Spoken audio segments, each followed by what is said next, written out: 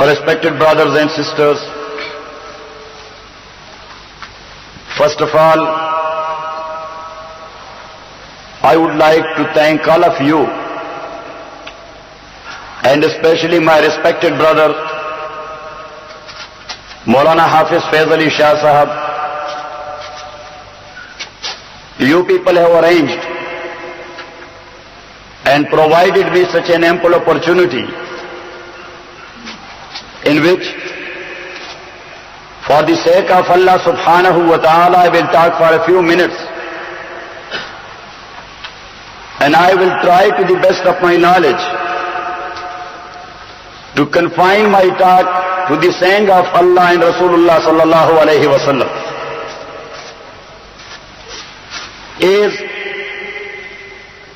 This is the first ever lecture.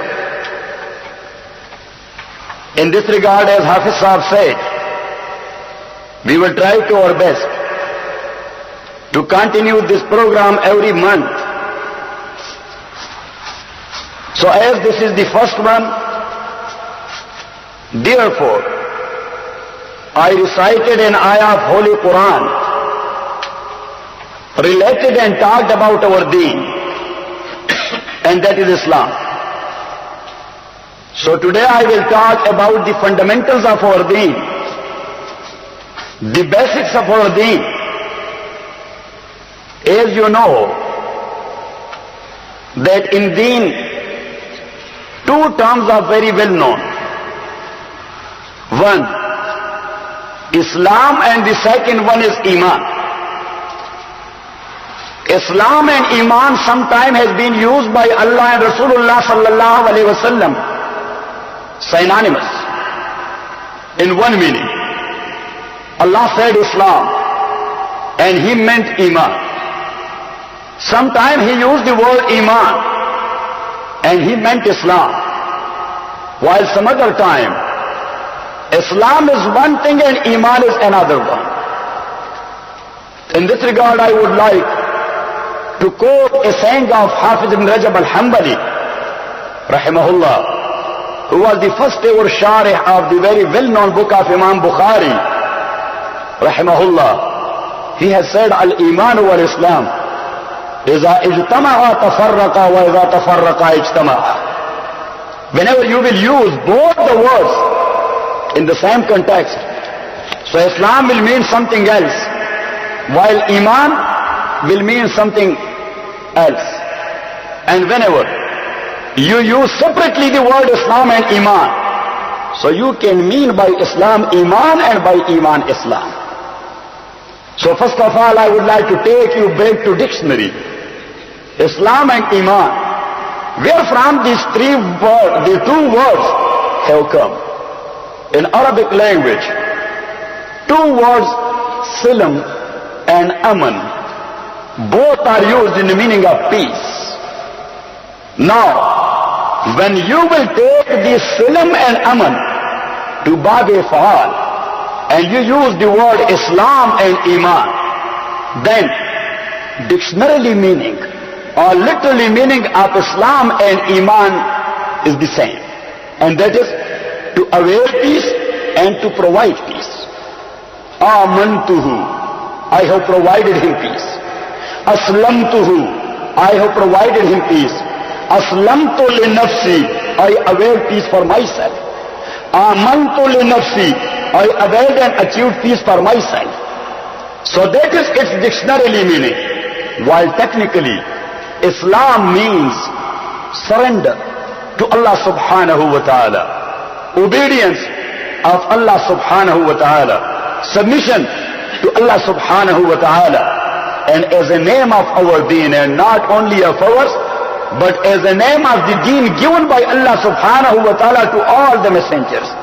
As Hafiz Sahab mentioned, a name of our great scholar of subcontinent, who is I would like to say that he was the exchange of ulama for Quran and Sunnah subcontinent.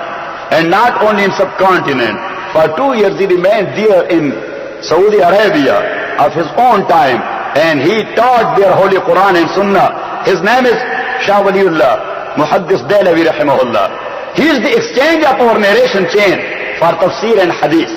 So Shah Waliullah, rahimahullah, he has written a book, a very well-known book, by the name of Hujjatullah al-Baligha. In that very book, he has written a chapter, and the chapter says is, أن الدين واحد أو أن أصل الدين واحد والشرائع مختلفة. That deen is one and the same since the days of Hazrat Adam up to the days of Rasulullah sallallahu alayhi wasallam. But the shariah, the rules and the laws given to various messengers for their specific region, for their specific people, these are different. Musa alayhi salatu wasalam had one sharia and one type of laws, while it was a little bit modified in the lifetime of Hazrat Isa alayhi salatu wasalam. Rules in the lifetime of Hazrat Nuh alayhi salatu wasalam was different than the rules given in the lifetime of Hazrat Ibrahim alayhi salatu wasalam.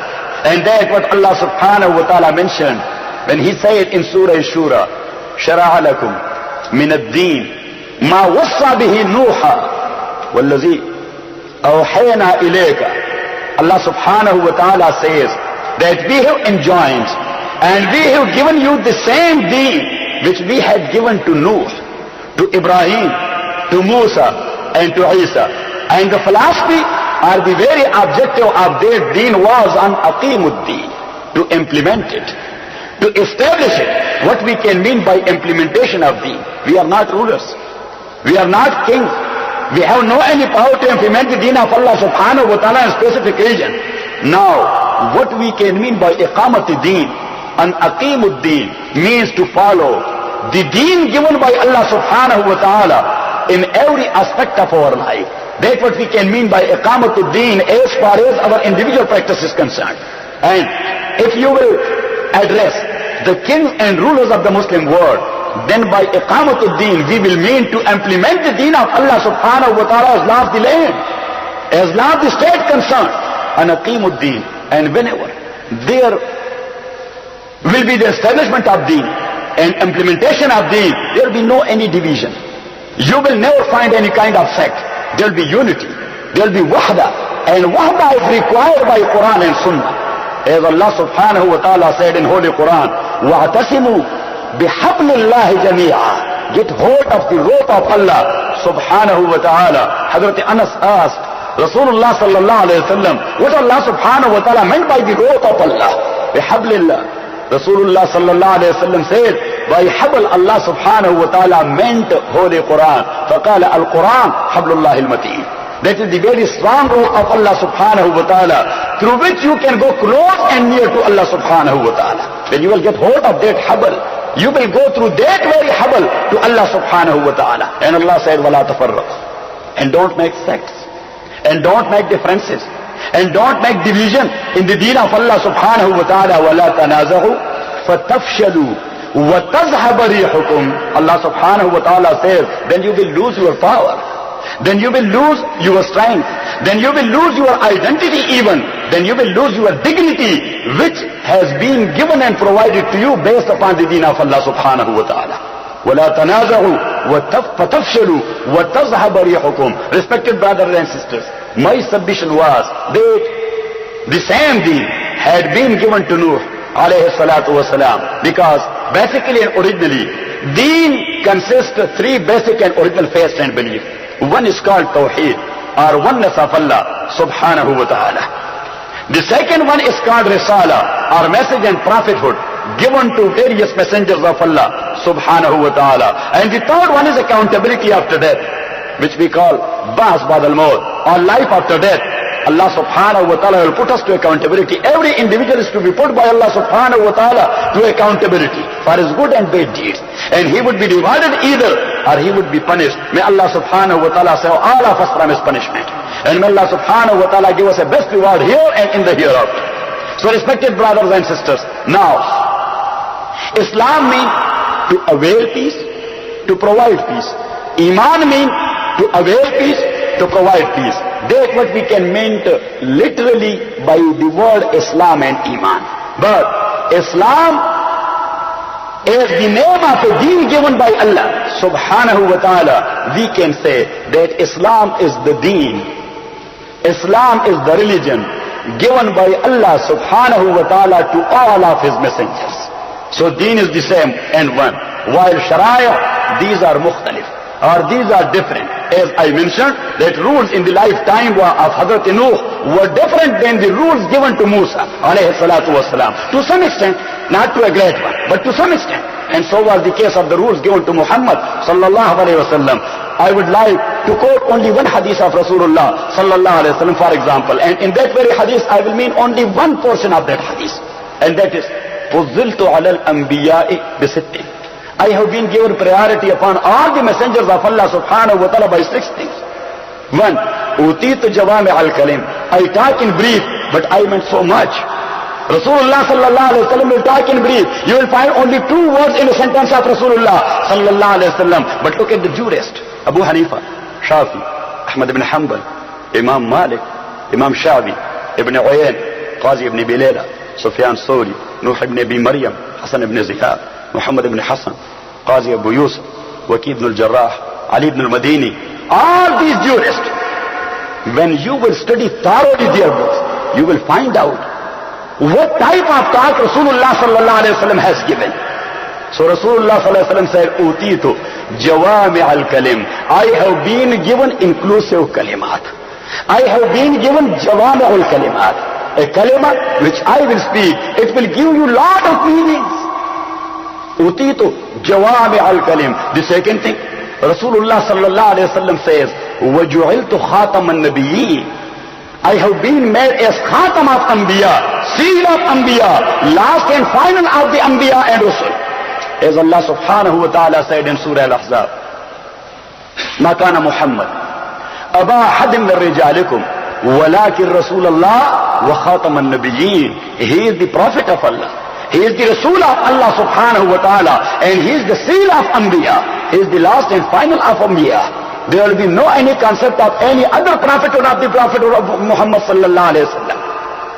So, respected brothers and sisters, the second priority which has been given our khususiyya, our characteristics given to Muhammad sallallahu alayhi wa sallam, that was وَجُعِلْتُ خَاتَمَ النَّبِيِّينَ. And the third one, which I will mean here in this very hadith, وَأُحِلَّتْ لِيَ الْغَنَائِمِ. وَأُحِلَّتْ لِيَ الْغَنَائِمِ. In the lifetime of all other messengers, the ghanaim, or the booty, which the Muslim people will gain or avail in the battlefield for the sake of Allah subhanahu wa ta'ala regarding the property of disbelievers or infidels. So that's called ghanima, or booty, which the Muslim people, they avail and achieve in the battlefield. In the lifetime of all the messengers, that type of mal was not halal and allowed for the Muslim of their time. That is halal only for the believers in the message of Muhammad sallallahu alayhi wa sallam and the followers of Muhammad. By this very specific sentence I meant that was the difference of different messengers regarding their Sharia. And that was Shah Waliullah meant by writing that very chapter. أن أصل الدين واحد والشرائع مختلفة. That asli deen, that is one and the same. And Shariah and laws, these were different in the time of different messengers and prophets of Allah subhanahu wa ta'ala. Respected brothers and sisters, now Islam is the name of that deen which had been given to various messengers, keeping in view the circumstances they have, the sphere they have, the atmosphere they have, the environment they have, the culture and the civilization they have. Allah subhanahu wa ta'ala ordered them rules and laws, keeping in view all these kinds of circumstances. And therefore, when Rasulullah sallallahu alayhi wa sallam came, he found the people of Peninsula having certain practices, certain usages, customs, conventions, urf and aada. In Islamic jurisprudence, we call it urf and aada. In English term, we call it conventions, usages, urf and aada. So, these customs were categorized by Rasulullah sallallahu alayhi wa sallam into 3 categories. First of all, those type of customs which were good customs, or good usages, or good adat and habits, Rasulullah sallallahu alayhi wa sallam kept it intact. The second one, which was partially good and partially bad, Rasulullah sallallahu alayhi wa sallam reformed it. And the third one, which was totally bad, Rasulullah sallallahu alayhi wa sallam demolished it. And therefore, I would like to say one thing. In Islamic fiqh, or in Islamic jurisprudence. Because you cannot understand the holy book of Allah and the sunnah of Rasulullah sallallahu alaihi wasallam. There you will find so much difference in the practices of Rasulullah sallallahu alaihi wasallam, even the saying of Rasulullah, and also in the practice of the Sahaba of Rasulullah sallallahu alaihi wasallam. Now you will go through Islamic jurisprudence or Islamic usul qanun, how we will implement various saying of Rasulullah sallallahu alaihi wasallam, how we will follow various sunnahs of Rasulullah sallallahu alaihi wasallam. What was the historical background of a specific sunnah? So respected brothers, in Islamic jurisprudence, you will find two kinds of sources of law. One we call fundamental sources of Islamic law, and the second one we call secondary sources of Islamic law. Al-usul al-asasiyya wal-usul al-sanawiyya. As far as the first one is concerned, these are four in number. First of all, the holy book of Allah, Kitabullah. The second one, Sunnatul Rasul sallallahu alaihi wasallam. And these two we call it original sources. These are two original sources. The other sources has been derived from these two original sources. The third one is called ijma. Ijma means consensus of your opinion or unanimous decision given by the well-known jurist of Islam. Because myself, I have no any authority to give a decision. I must follow the well-known jurist of Islam, because they know much more about the book of Allah. They know much more about the sunnah of Rasulullah sallallahu alaihi wasallam. Their knowledge is inclusive and their knowledge was comprehensive, while I have a little bit. So respected brothers and sisters, my submission was Kitabullah. The second one, Sunnatul Rasul. The third one, ijma, or unanimously given decision by the jurist of Ummah.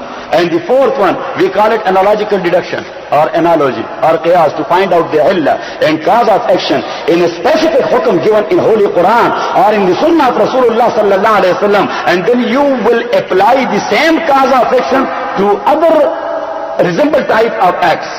So that's called qiyas. While there are 6 secondary sources. In these 6 secondary sources of Islamic Sharia, after these 4, you will go through these 6. One, we call it Asar al-Sahaba, the saying of Sahaba, Ridwanullahi alayhim ajma'in. If you will not find out anything in the holy book of Allah, in the status of Rasulullah sallallahu alaihi wasallam, in the ijma which has taken place in the lifetime of Abu Bakr, Umar, Osman and Ali, Ridwanullahi alayhim ajma'in, then you will go through the saying and practices of Sahaba individually. What Abdullah ibn Abbas said, what Ibn Umar said, what Abu Huraira said, what was the practice of Sayyidah Aisha, what was the juristic verdict given by Sayyidah Aisha radiyallahu ta'ala an wa ridwanullahi alayhim ajma'in. Respected brothers and sisters, so Asar al-Sahaba. The second one, that is urf and aada, custom and convention. The third one, that is called istishabul hal. In law or in legal field, we have a specific term for istishabul hal, law of estoppel. Law of estoppel, the thing which has been already decided. Law of estoppel. In law they call it law of estoppel. That is a well-known jurisprudence, asal and principle here in America as well and all over the world. Istishabul hal. And the fourth one, that is called al-istihsan, al-masalih al-mursala, public welfare. Because Sharia has been given to various messengers for the welfare of general public. Sharia is not there to put you into hardship or into difficulty. La yukallifu Allahu nafsan illa wus'aha wa nuyassiruka lil yusra. Allah subhanahu wa ta'ala wanted to put us in ease, not in difficulty and in hardship. And that's what I will talk about inshallah later on. That Sharia has some 4 objectives. Later on I will talk about. But first of all, let me talk about the custom and the convention that when Rasulullah sallallahu alaihi wasallam came, he found the people of Peninsula practicing various customs, and they have various urf and aada and habits. Rasulullah sallallahu alaihi wasallam categorized all these into 3 categories. The good one, totally, 100%. Rasulullah sallallahu alaihi wasallam kept it intact. The second one, partially good and partially bad. Rasulullah sallallahu alaihi wasallam reformed it. The third one, which was totally bad, Rasulullah sallallahu alaihi wasallam abolished it totally. As far as the example for the first one is concerned, they used to pay the blood money in shape of camel for one who has been killed unintentionally, which is called qatl khata. Because in Sharia there are various kinds of qatl, various kinds of killing and murder. According to 3 Ayyamma, Shafi, Malik and Ahmad rahimahumullah. Also the 2 senior students of Imam Abu Hanifa, Muhammad ibn Hassan and Qazi Abu Yusuf, they know only 3 kinds of qatl. And 3 kinds of murder and killing. First of all, qatl amad, intentional murder. The second one, qatl khata, unintentional murder. And the third one, qatl bis sabab. You did not intend, neither you did it mubasharatan, but you have done something which caused the death of another one. That is called qatl bis sabab. So these 3 kinds are known to all these aimma. But Imam Abu Hanifa rahimahullah, he has put 2 other kinds. One is called qatl shibh amad, where the intention is, but the Allah is not there. The arm is not there. You have used only a stone. You have used only a stick, and you have hit someone on his head, and ultimately he died. So actually the stick has not been built up by Allah subhanahu wa ta'ala, not been created by Allah subhanahu wa ta'ala to kill the human being, but you used it, and ultimately the killing was there, and the murder was there. That is a thing known by Abu Hanifa, keeping in view a hadith of Rasulullah sallallahu alayhi wa sallam, ala inna qatila khata'il amadi qatilu sawti wal asa. Ala inna qatila khata'il amadi qatilu sawti wal asa. And therefore, Imam Abu Hanifa rahimahullah, he has another concept of another qatl also, which is called jari majraya khata or qaimul maqam al khata. A substitute of khata, that is not actual khata, but that is substitute of khata. Anyhow, my submission was that in the Arabian Peninsula, that was a well-known practice by the people of Peninsula, that whenever there was qatl khata or unintentional murder, so they used to pay in shape of blood money 100 camel to the warasa and heirs of the one who has been killed. They called blood money, or we call it diya in Sharia, or we call it in subcontinent khun baha. In subcontinent we call it khun baha. In Sharia we call it ad-diya, or diya to qatl al-khata, or in English we call it blood money, but that was in shape of kind of camels. So 100 camel were payable to the warasa of the one who was killed by somebody else unintentionally. When Rasulullah sallallahu alaihi wasallam came, he asked the people of Peninsula, what is your practice regarding qatl khata? So they told Rasulullah sallallahu alaihi wasallam that your grandfather Abdul Muttalib, who was the chief of Mecca and the surrounding area, first of all he put only 10 camels as blood money for qatl khata. So the people, they were careless about qatl khata. They were doing so. They were not so much punctual, and they did not come so much punctual because of 10 camel. Then he increased and put it 20. Then 30, then 40, when he reached to the digit and figure of 100, so the people, they became punctual. We cannot afford 100 camel. So they were very punctual. For example, in driving, at that time there was no any driving. I am talking about American society, that you will drive very carefully and punctually, otherwise if you will kill someone, then you have to pay 100 camel. And if a camel price is, for example, $10,000, then just imagine, 10 multiplied by 100. 10 multiplied by, where from you will bring the money? You will use some unfair means in this regard. So therefore you must be punctual and careful in this regard. Rasulullah sallallahu alayhi wa sallam said, فَإِذَنْ هُوَ دِينِي وَبِهَذَا أَمَرَنِي رَبِّي عَزَّ وَجَلَ.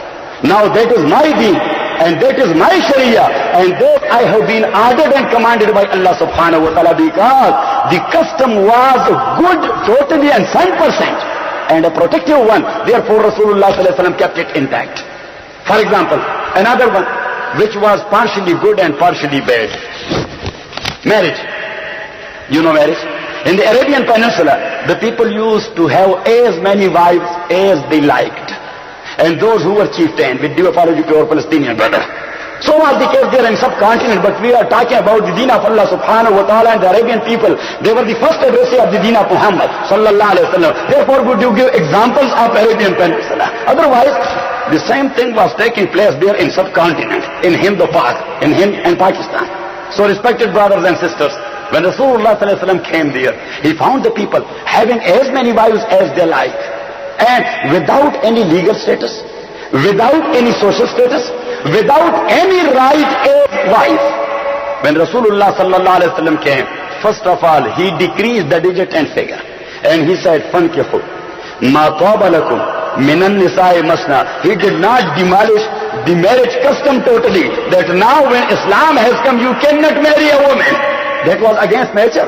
So he did not abolish the practice of marriage, but he put certain conditions and limits as far as certain rights of the wives concerned. He said, فَانْكِحُوا مَا طَابَ لَكُمْ مِنَ النِّسَاءِ مَثْنَى you can marry 2, وَثُلَاثَ 3, وَرُبَاعَ and 4. فَإِنْ خِفْتُمْ أَلَّا تَعْدِلُوا, and if you are afraid of injustice, you cannot administer justice to all of them, because in a hadith narrated by Imam Tirmidhi, Rasulullah sallallahu alayhi wa sallam said, مَنْ تَزَوَّجَ إِمْرَأَتَيْنِ فَلَمْ يَعْدِلْ بَيْنَهُمَا جَاءَ يَوْمَ الْقِيَامَةِ وَشِقُّهُ مَائِلٌ أو كما قال عليه الصلاة والسلام. A person who has married 2 wives, he can do. He can. 3 wives, but here in America, we do handle only one very difficultly. So you must be confined only to one. Otherwise you will be in trouble. There is a musibah of 911. If you will say something, one of them, they will call 911 and you will be in trouble. So you may not put yourself in trouble. And you must be punctual and careful in this regard. Anyhow, in Sharia that is allowed to have 2 or 3 or 4. But if you are afraid of injustice, because وَخُلِقَ الْإِنسَانُ ضَعِيفًا, Allah subhanahu wa ta'ala said in Holy Quran, وَخُلِقَ الْإِنسَانُ ضَعِيفًا, that insan has been created by nature a weak one. He cannot control himself not to have any wife, and he cannot control himself not to do injustice. He will do. So Allah subhanahu wa ta'ala says, فَإِنْ خِفْتُمْ أَلَّا تَعْدِلُوا فَوَاحِدًا, then must be confined you only to one. ذَلِكَ أَدْنَا أَلَّا تَعُولُوا, so you may not commit any kind of sin in this regard. Otherwise Rasulullah sallallahu alaihi wasallam said, جَاءَ يَوْمَ الْقِيَامَةِ وَشَقُّهُ مَائِلٌ. Otherwise, when the person concerned who has not administered justice to both of them, or to 3 or 4, Rasulullah sallallahu alaihi wasallam said, on the day of judgment, on the day of resurrection, when he will come out of his grave, جَاءَ يَوْمَ الْقِيَامَةِ وَشَقُّهُ مَائِلٌ, he will be paralyzed 50%. 50% he will be paralyzed. وَشَقُّهُ مَائِلٌ, he will be in such a position because he has not administered justice to both of the wives. So respected, but anyhow, that is another subject. Let me take you to the specific issue which I intended to discuss. That is to reform a custom which was partially good and partially bad. Having a marriage or having a wife, that is a natural need. That is a natural need, because the universal system is totally dependent upon marriages. That is one thing. But now the practices which were taking place there in the Arabian Peninsula before the message of Muhammad sallallahu alaihi wasallam, that was based totally upon barbarism, cruelty and brutality. So Rasulullah sallallahu alaihi wasallam reformed it, and he said, لا يصح النكاح إلا بحضور شاهدين عاقلين بالغين. Rasulullah sallallahu alaihi wasallam said, a nikah will not be a legal one. A marriage will not be a legal one until you have 2 shahid. 2 witnesses must be Muslim. They must be sane people, not insane, and may not be minors. One thing. Then Rasulullah sallallahu alaihi wasallam said, there must be a khitbah. A khitbah, that is a sunnah of Rasulullah sallallahu alaihi wasallam, and that was the well-known practices of the Sahaba of Rasulullah sallallahu alaihi wasallam. Now, if 2 persons, a male and female, they will arrange their marriage upon their own, that will be legal, but that will be durable or payadar or not. So just imagine the life here in America. What's going on regarding love marriages? Once I was asked there in a school that you the Muslim people, you do arranged marriages, and we the American people, we do love marriages. So he said that arranged marriages are successful. So I countered the question, and I asked the person concerned or the student concerned, that son, tell me about the divorce rate here in America and divorce rate there in Pakistan or Muslim countries. There, most of the marriages are arranged, and here most of the marriages are based upon law. What is the divorce rate here, and what is the divorce rate there in Pakistan? There, and especially in my area, me, Hafiz Sahib, Qari Sahib, big brothers, we are from the Pashtun area. In Pashtun area, you cannot imagine to divorce your wife, because that is against the tradition of the Pashtun people. Why you are divorcing your wife? You are going to humiliate her. You have no any right to humiliate a woman. So I told him that arranged marriages are successful and durable because of our tradition which we have practiced since the days of our great grandfather. And as far as your love marriage is concerned, today you involved in a love and you married a woman, and after 1 year or 2 years, what happened to that very woman? Inna lillahi wa inna ilayhi raji'un. Rasulullah sallallahu alaihi wasallam said, abghadul mubahati ila Allah at-talaq. That is a legal practice. But Rasulullah said, at the same moment, that is a very dislike the practice to Allah subhanahu wa ta'ala. You are going to divorce a wife. You are going to divorce a woman to humiliate her and to put her bed down. What the people will think about that very woman? What she has done? Why you have divorced her? What was wrong with her? So respected brothers and sisters, my submission was that Rasulullah reformed that very practice. As far as the practice of idolism is concerned, or shirk was concerned, that was also their custom. Rasulullah as this practice was totally wrong and totally bad. Shirk has no any legal authority, means it has no any good concept. Shirk is bad totally. Maybe shirk fil aqeedah, or shirk fil amal, or shirk fil tasarruf, or shirk fil ilm, or shirk fil hukuma, or shirk fil nizam. Because shirk has certain kinds. If a person believes in more than one God, or 3 in 1 or 1 in 3, as the people do here. 3 in 1 or 1 in 3, I don't know the philosophy beyond. 3 in 1 and 1 in 3. Inna lillahi wa inna ilayhi raji'un. Either God is divided into 3 categories, or God is combination of 3 entities.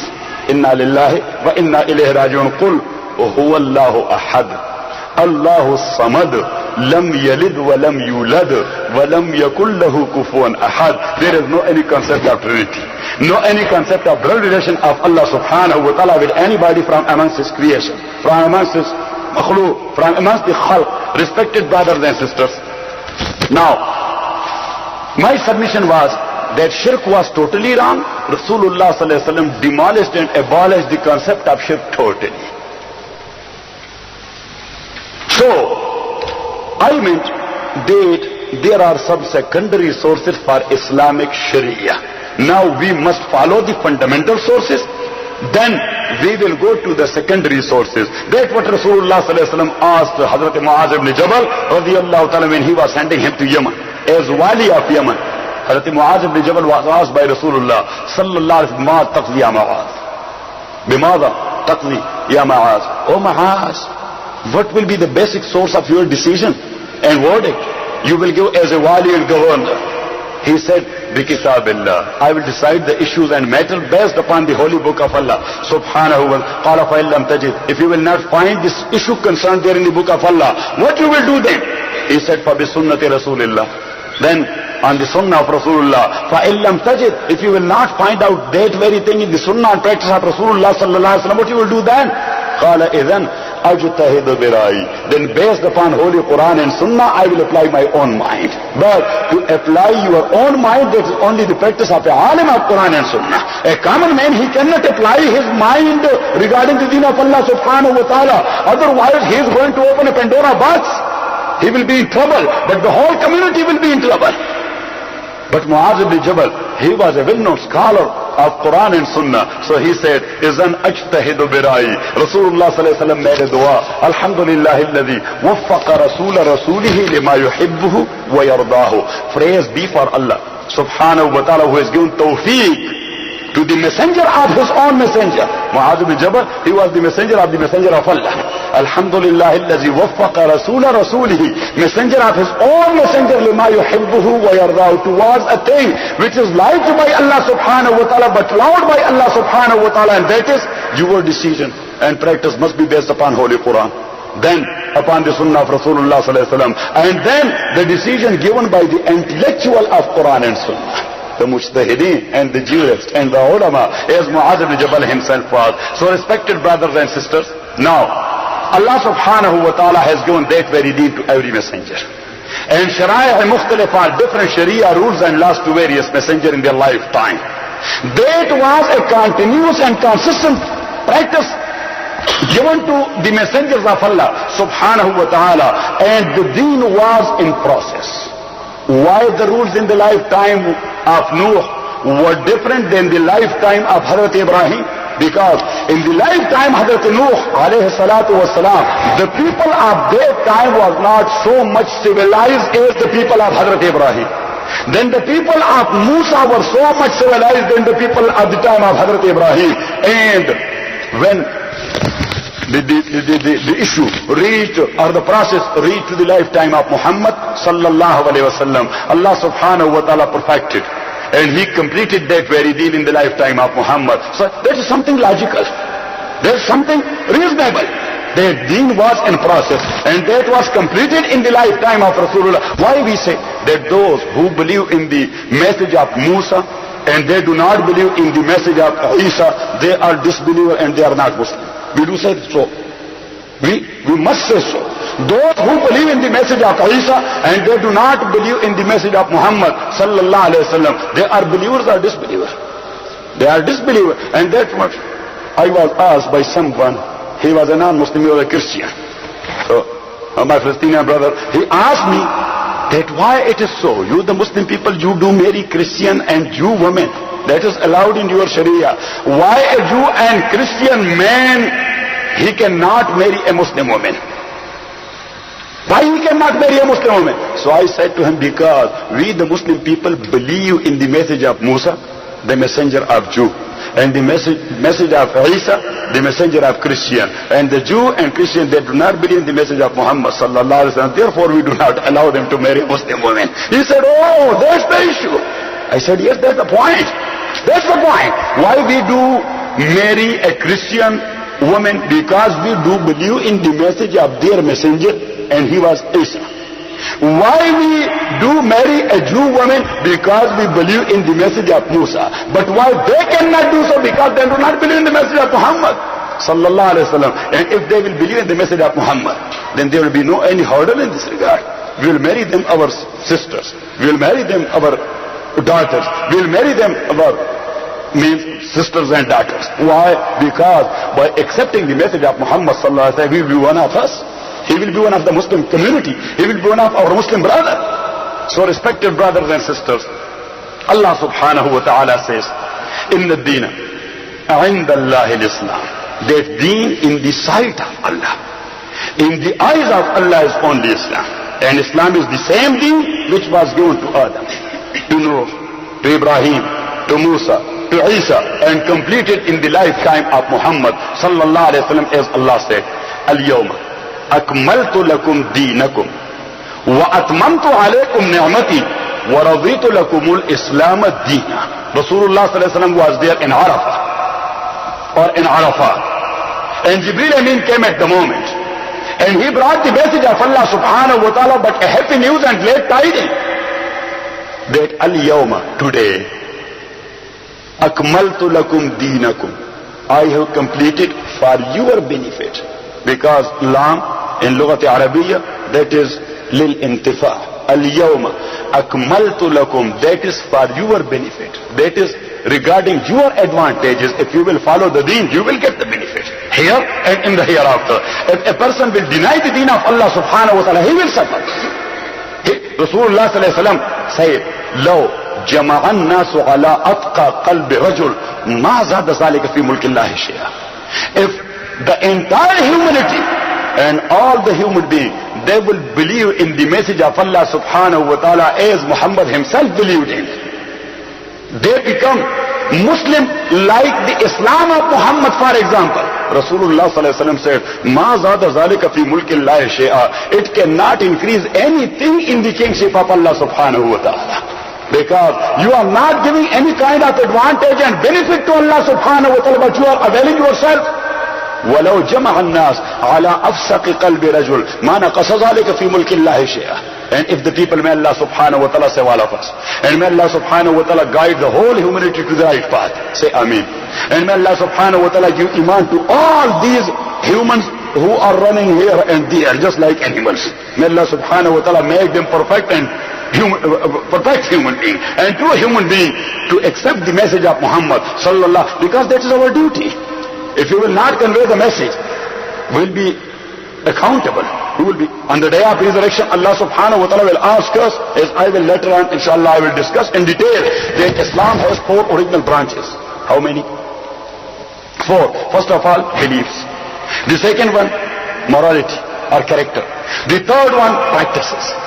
Practices in every aspect of your life. And the fourth one, responsibilities. Regarding responsibilities, we have 2 responsibilities. As a Muslim, we have Two responsibility. One is called ad-dawah, and the second one is called al-jihad. But when the Muslim people pronounce the word jihad, so the people become afraid of, oh, terrorism, terrorist. Inna lillahi wa inna ilayhi raji'un. Oh, say inna lillahi wa inna ilayhi raji'un. Islam is peace. That is not there, but to protect your own life. To protect.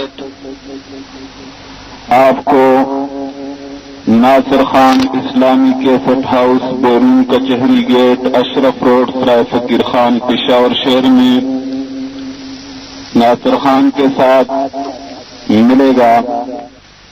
Again and again, if you will fight for the protection of your life, you have all the right to do. Because the people are doing, even the non-Muslims, they are doing so. They are protecting their life. They are protecting their property. They are protecting their dignity and respect, as they have. I don't know what type of respect and dignity is there, but they are protecting their dignity and respect. If you will touch someone without her free consent, I will not say his. If without her free consent, if you will touch her, what will happen to you? Yes, subhanallah, you will remain in prison for how many years? I don't know. That's what I don't know here in America. If you will touch a woman, though she is naked, more than half naked, but if you will touch her without her free consent, if she is consented, then everything is okay. So, dignity and respect is protected every year in any land, every law. And so is the case of intellect and mind. Why? The American people or the Western world, they say, for example, Pakistan. In some areas of Pakistan, maybe I don't know, there will be cultivation of poppy. You know poppy? Where from they derive the powder, the heroin. So, the American people, they order the Pakistani government that cease cultivation of poppy.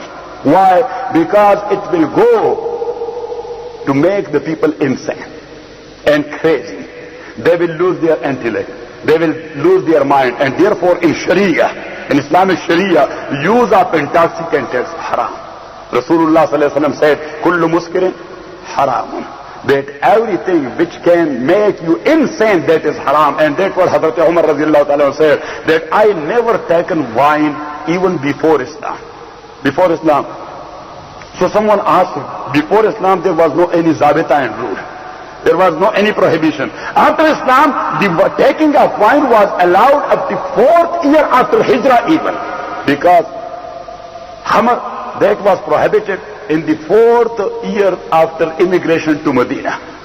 إنما الخمر والميسر والأنصاب والأزلام رجس من عمل الشيطان. Hazrat Umar said, no.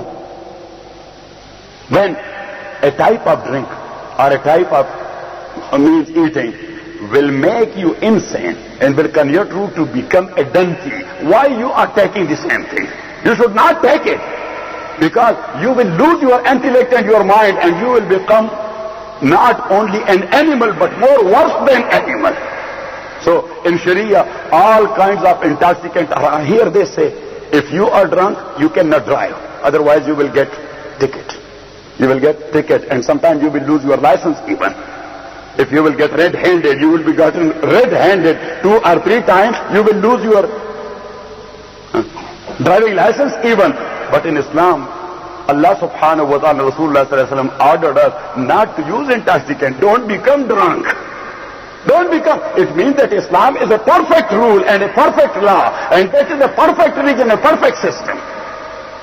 So, respected brothers and sisters, my submission was that 4 things are well known, recognized, precious and valuable things to protect your life, to protect your property, to protect your honor and respect, and to protect your intellect and mind. But the issue is their protection of belief. Protection of belief. To Muslim, belief and aqidah, our deen and religion is much more precious than any other precious and valuable thing. And therefore they do fight for the safety and security of their faith and belief. That is the only one thing that is our duty to make them understand, that our belief is, that belief is much more precious than every precious and valuable thing. And then they will find out that why they fight for the sake of Allah, in the name of deen, in the path of Allah subhanahu. Then they will not say that these people are terrorists, or they are dahshatgard, or sometime like that. So, my submission was that we have two responsibilities. One is called da'wah. What? Da'wah. And the second one is called jihad. What we can mean by da'wah? Da'wah has two branches. One, da'wah or call to the non-Muslim people. We must convince them. Convince in a sense that the system given to Muhammad sallallahu alayhi wa sallam, that is a perfect one. The religion given to Muhammad sallallahu alayhi wa sallam, that is a completed one. So you must follow that. We will convince them. We cannot use force. As Allah subhanahu wa ta'ala says, La ikraha fi deen. You have no any right to force someone to accept your deen. No, you should convince them in a very lenient and kind way. As the practice of Muhammad was sallallahu alayhi wa sallam, فَبِمَا رَحْمَةٍ مِّنَ اللَّهِ لِنْتَ لَهُمْ وَلَوْ كُنْتَ فَظًّا غَلِيظَ الْقَلْبِ لَنْ فَضُّوا مِنْ حَوْلِكَ. By the mercy of Allah subhanahu wa ta'ala, O Muhammad, you have become so much lenient for these people. فَبِمَا رَحْمَةٍ مِّنَ اللَّهِ لِنْتَ. And that what Emaan.Qazi meant, as narrated by Imam Tirmidhi in Shama'il al-Tirmidhi, that Rasulullah sallallahu alayhi wa sallam had such type of face and shape and structure, that whenever a newcomer came and he had the first glance of Rasulullah sallallahu alayhi wa sallam, and first look of his face of Rasulullah sallallahu alayhi wa sallam, he was afraid of how I will talk to this type of personality. ولكن إذا تكلمه أحبه إذا رآه هابه وإذا تكلمه أحبه. But when he tried to talk to Muhammad sallallahu alayhi wa sallam, he found Muhammad the much more kind personality all over the world. That he is the one who is the much more lenient personality. وَإِنَّكَ لَعَلَىٰ خُلُقٍ عَظِيمٍ. And therefore Allah subhanahu wa ta'ala says, and my brother will tell me out, that the word Allah, that is for tasallut, to become dominant. وَإِنَّكَ لَعَلَىٰ خُلُقٍ عَظِيمٍ. Allah subhanahu wa ta'ala says that you have controlled high character.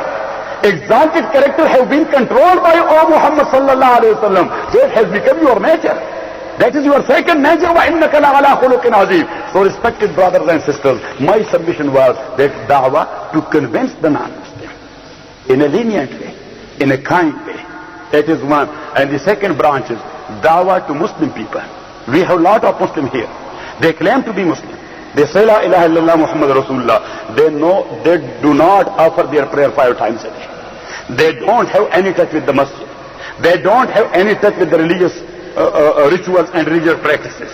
So we must convince them in a proper way that as a Muslim, you are bound to perform your duty.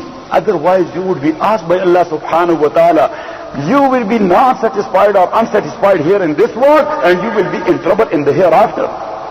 So just to convince him in a very lenient way to perform his duty as a Muslim. That is the second branch of da'wah. And as far as jihad is concerned, jihad doesn't mean only to fight and to take sword and to kill. No, just look into the life of Rasulullah sallallahu alaihi wasallam. Even whenever he found out that some people are making conspiracies against Islam and Muslims, but when he reached there to the battlefield, first of all he presented to them to accept Islam. Later on he presented to them to accept jizya, means to believe in our dominance, that we will be dominant and you will be subject to the dominance of the Muslim people. From the very beginning he did not start to kill the people, and then he delivered a speech, La taqtulu sibyanahum. Don't kill their kids. Wala shuyukhahum, their aged people. Wala tuhattiku astara nisaihim, and don't humiliate their women. Wala tumassilu qatlahum, and don't amputate and cut the organs of their dead bodies. Wala taqtulu mawashihim, and don't kill their cattle. Wala tuharriqu zuru'ahum, and don't burn their grain and their kheti body and their crops. That's what Rasulullah sallallahu alaihi wasallam delivered whenever he reached to a battlefield. So the people, they are telling us that we are peaceful people and you are terrorists. No, peace has been taught to the humanity by Muhammad sallallahu alaihi wasallam. Aman and Salam both were taught by Muhammad sallallahu alaihi wasallam. So, respected brothers and sisters, my submission was that Allah subhanahu wa ta'ala says, Inna deena inda Allah al-Islam. That deen in the sight of Allah subhanahu wa ta'ala is only Islam. وَمَنْ يَبْتَغِ غَيْرَ الْإِسْلَامِ دِينًا. فَلَنْ يُقْبَلَ مِنْهُ وَهُوَ فِي الْآخِرَةِ مِنَ الْخَاسِرِينَ. And a person who will seek something else than Islam, as a deen, as a system, as a nizam, فَلَنْ يُقْبَلَ مِنْهُ. Their type of nizam and system will never be accepted from him. وَهُوَ فِي الْآخِرَةِ مِنَ الْخَاسِرِينَ. And in the hereafter, he will be one of the losers. So if you want to be successful here and in the hereafter, you must be committed to the deen of Allah subhanahu wa ta'ala and word the spirit, and you must do practice of the deen of Allah subhanahu wa ta'ala in every aspect of your life. Later on, inshallah, when next month Allah subhanahu wa ta'ala will give us tawfiq and I will come here, so later on, inshallah, we will proceed further. Wa akhiru da'wana and alhamdulillahi rabbil alamin.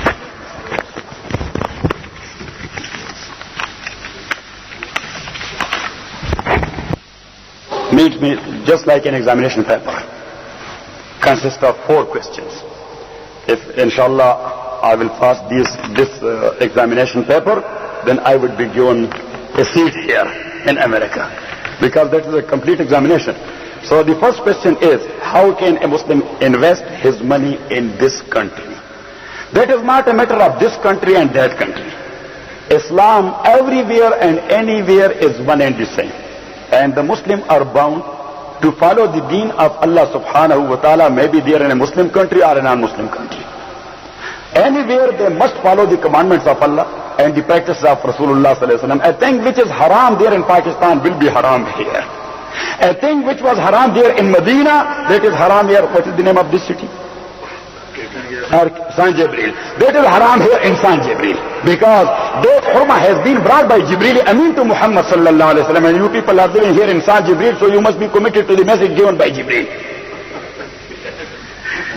So, respected brothers, anything which is haram and forbidden in Sharia, that is forbidden everywhere and anywhere. And we will find out a halal way, keeping in view our own circumstances. So for example, in this regard, I would like to say how you will invest your money in this country. First of all, I will say 3 things. Here the people, they take a plea that we are in darura. Under the doctrine of necessity, we can do this and can do that and can. That is to open a Pandora box, not to have any kind of haram and prohibited thing. There is nothing forbidden then if you will define the necessity in such a way that we are in necessity, under the doctrine of necessity, this is halal and this is halal, that is allowed, and that is, then nothing is prohibited in Sharia. What we can mean by darura, Allama Shatibi, he has written a book in 4 volumes known by the name of Al-Muwafaqat. The second volume of that very book, the heading of that very volume is Maqasid al-Sharia, the objectives of Sharia. So in that very chapter, he is mentioned that there are 3 things in the life of every individual. One is called necessity, the second one is called facility, and the third one is called luxuries. Now, a haram thing would never be allowed for luxurious life. To have a BMW, or to have a Mercedes 2000, or to have a Toyota Lexus, because there's a luxury. To have a Honda car of $1,000, that is your necessity here, because it can take you easily to your job, which is, for example, 10-12 miles. So Honda of $1,000 can take you there very easily. So you are in no any need of Toyota Lexus or in BMW to have a riba business in this regard, or to pay riba and interest in this regard, because car is my necessity. What type of necessity you are talking about? Your necessity is Honda or Toyota of $1,000 or $2,000. So, first of all, we should define necessity. Necessity is a thing without which a person cannot live. For example, your food. You are in need of food, but you are in no need of chicken. Your food may be a solid only. That is your need. So if you are dying of hunger, so you can take a haram thing to put a little bit in your stomach to keep alive. That is necessity. After that, all other things will be either facilities or luxuries. So Sharia will never allow any prohibited thing in case of luxury or in case of facility. That is one thing. Now how you will invest? If you have money, it means that you have no any necessity. You are talking about facility or luxury because you are going to invest. So going to invest, that is facility. So you must be committed to the deen of Allah subhanahu wa ta'ala, in Sharia, there is a concept of partnership. There is a concept of murabaha. There is a concept of salam. In Sharia, we can find certain things. One is called shirkat-e mudaraba. You can give your money, for example, to this brother, that you have your own investment, just put my money in your business and give me my share based upon the ratio of the money or the capital I have. That's called shirkat sazish, or simple shirkat, simple partnership. If someone, he knows something regarding business but he has no any money, and you have $100,000, just give it to that brother, that invest that money, you will be my sharik as a sharik-e-muzarib. Labor will be from your side and money from my side. 50% profit you will take and 50% I will take. That's called shirkat-e-muzaraba. There is another thing, shirkat-e-murabaha. So in murabaha, you can purchase a thing, for example, this paper, for $100. You can give it to that brother by sale, telling him that I have purchased it with $100 or by $100, you will pay me 110. So when you will tell him the actual price of a specific thing and asking him a specific portion of profit or nafa in this regard by way of sale and transaction, that is called murabaha, or you can do salam. Salam means a thing which is not available in the bazaar or in the store. For example, I will give you an example of cherry. You know, cherry or something like fruit. You will give your money to someone who has farm there in Lodi or in Sacramento or in Yuba City or something like that. You can give your money to him, that this is $100,000. You will provide me cherry, or you will provide me mango, or as the case may be, any kind of crop or something like that. You will provide me £1 per dollar. So it doesn't matter and it doesn't make any problem. If the price in the bazaar is 75 cents per pound, you are bound to take it by $1, because you must be committed to the promise you have given, to the word you have given. Or if the price there in bazaar is $2 per pound, the person concerned is bound to provide you £1 per dollar. Now you have gone to invest. Now if a thing is not allowed in Sharia, for example, the brother or the sister concerned has asked another question which is related to this one, that is stock market. Stock. I don't know much more about the stock here, but stock everywhere is based upon sattabazi.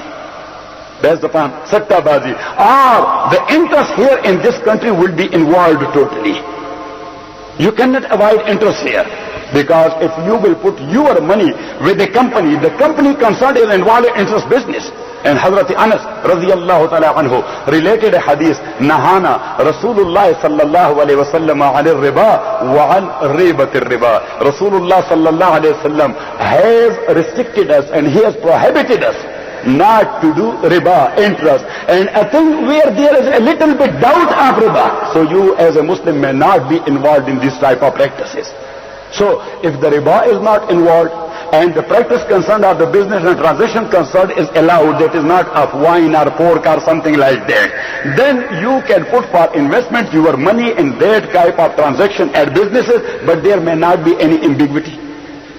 Ibham is not allowed in Sharia. Naha Rasulullah sallallahu alaihi wasallam an bay'il gharar. Where there will be any type of ambiguity in any kind of transaction, that is possible. That is null and void, because Sharia doesn't want someone to put him in trouble. And where there will be ambiguity, later on you or another brother will be in trouble. You or your partner, he will be. So everything must be clear. Must be obvious clear.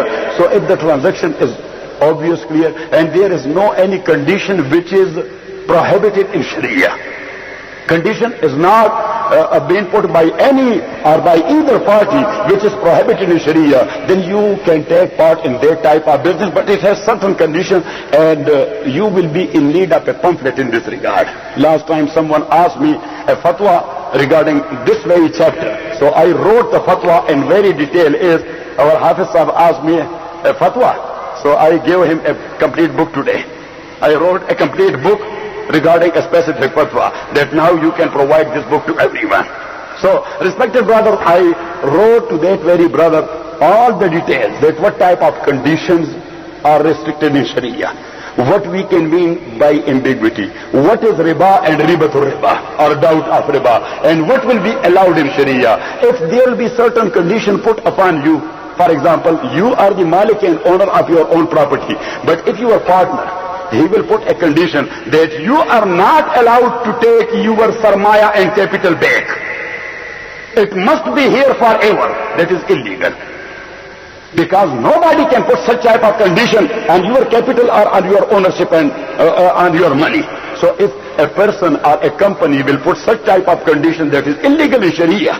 Because that is sharait ghair shar'iyya. Respected brother, anyhow, that is a very critical chapter. Therefore, I would like to say that I will give the same fatwa to Hafiz Sahib, and he will provide you the copies later on, so you will find out the details.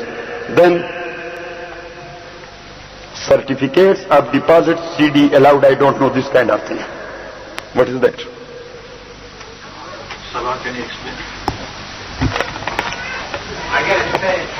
There can be a deposit in like fixed deposit in Pakistan. Like a fixed deposit in Pakistan.